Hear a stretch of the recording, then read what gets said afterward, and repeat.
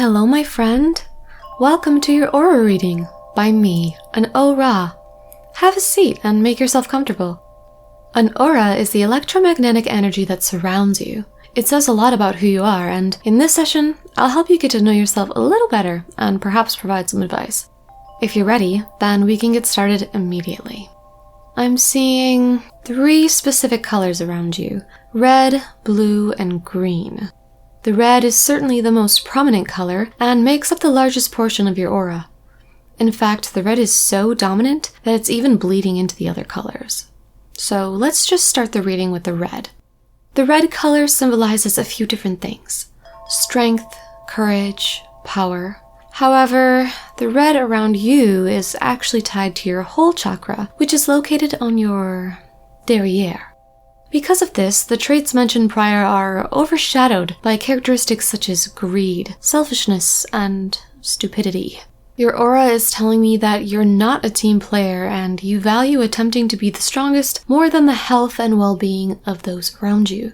I'm sensing that this has caused tension between you and others and has even led to some rather dire consequences. You should focus more on being a team player, as this will actually lead to greater personal contributions. If you do this, your aura may shift from your whole chakra on your backside to your sword chakra on your front side, and then you will radiate the energy of strength and power. If you hone your skills and become an asset to those around you, you can even radiate what we call longsword aura. Longsword auras are very impressive, and even though most people cannot see them, they can often sense them. They will be drawn to you and will want to face hardships together with you. Those with longsword auras often immediately inspire a sense of trust. If you take my advice to heart, you could certainly cultivate a longsword aura for yourself.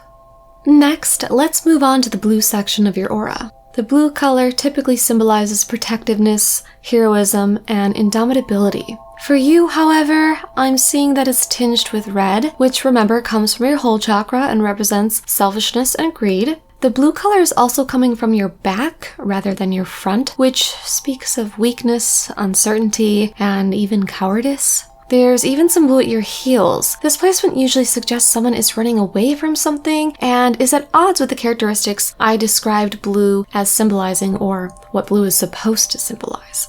What this all means is that you do have it in you to be a stalwart protector, or we wouldn't be seeing any blue at all. But once again, you are too concerned about your personal strength. It seems that instead of acting as a steady shield for your team, you're letting your ego get in the way. You fight with others in hopes of taking the lead, which results in chaos. Your team seeks the safety you should be providing, but cannot find it. They are unable to fulfill their roles to the fullest because they cannot keep up with the game of musical chairs you've created with your greed. The red cloud radiating from your whole invades every aspect of your being, and you truly need to work on taming your lust for power. Once you do this, you will see positive changes in many aspects of your life, and your blue aura may be able to shine powerfully from the front when you step into the role of the indomitable protector.